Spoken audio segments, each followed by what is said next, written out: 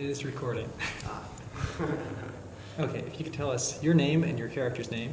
I'm Steve Wannall, and I will be playing Malcolm. What kind of character is Malcolm? What kind of character is Malcolm? Well, he's the Prince of Cumberland, and he's the son of the slain King Duncan, and the rightful heir to the throne, who flees the scene of his father's death, thus leaving the way open for Macbeth and giving the plot of the show. And so he's basically responsible for the entire plot of the show. Oh, I wouldn't. I guess you could say Macbeth's ambition is the plot of the show, but no, it's really all on me. I'll take full responsibility. I'm what it's all about, really. No, so, I just kind of, I guess I'm the sort of underdog protagonist. So what happens to Malcolm in the play? What happens to Malcolm? Well, I guess you could say he goes through. On. Yeah, he runs away. He's bold, he's brave, he runs away, but he goes through a change, I guess. That's the way we're treating the characters. He starts off very, very innocent and naive, and he's sort of vaulted to a position of responsibility to his country and to himself, I guess, by the circumstances, the given circumstances. And it ultimately ends up with him leading an army against Macbeth. And, well, gosh, I don't want to ruin the ending. Oh, don't ruin the ending. Yeah, I mean, for those who aren't terribly versed in Shakespeare and plan on seeing the show. But someday, yeah. Yeah, someday. This one, by the time this one, yeah, come see this show.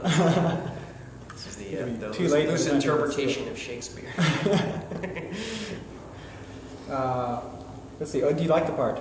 Oh yeah, I like it a lot. It's different.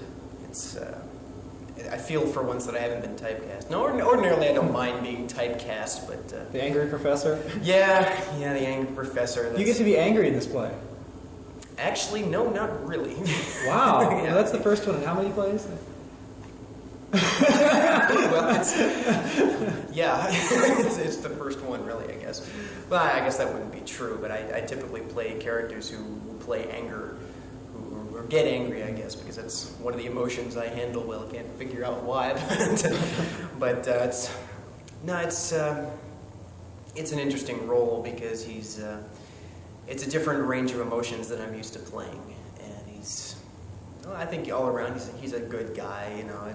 You don't care from an actor's standpoint what kind of moral standing your character has, I guess, so long as you can play the character and play it well. But it's always nice to play, the good guys every once in a while. just for a change. It makes you feel good, unless you know that the audience is on your side. It's kind of nice to manipulate them in that way, I guess. So how's it different working with Michael, say, to working with Joanne? Oh. Having done both now. Well, yeah, that's quite a difference because you've got a different. Hi, how you doing? Well, I'm sorry. That's all right. Well, Joanne tends to be a very, very, very organized director in terms of moving people around, for one, and deciding exactly where she wants the people on stage at every single point. She knows exactly what she wants from an artistic sense, and exactly how to go about getting the actors to portray what she wants. And there's plenty of room for for experimentation in developing the characters, of course. I mean, she's a very good director in that sense, and I think her artistic choices are wonderful. Michael also has very wonderful artistic choices, but he would rather let them develop and evolve from I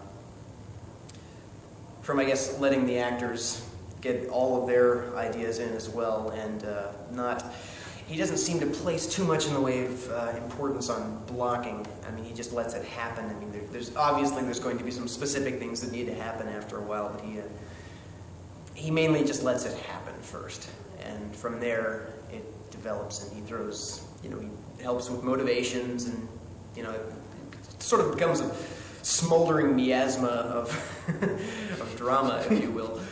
But he's got some very good artistic choices, and I think he handles Shakespeare very, very well. And this is, I think, what he was meant for. Yeah. Shakespeare mainly. Yeah. So it's good to work. On Midsummer Night's Dream, anyhow. Which is Oh really yeah, nice. that was a fine accomplishment in my own view. So are you officially a theater major now, or are you still the history? No, I've finally declared the full theater major. No. Well, history's good, and I may end up getting a history degree on top of it. But for right now, theater is what I'm planning on going into, and it seems to be the thing I do best, and what I enjoy the most, and what I can put all of my efforts into in earnest. And I think I'm making progress with it, and it's helping my grade point average, if nothing else. I guess that's always important. The people funding the endeavor are dealing with it. Well, yeah, they've been funding the whole school thing from the beginning, and I've gotten support for it. I've gotten an immense amount of support from within the department, and that's very important to me.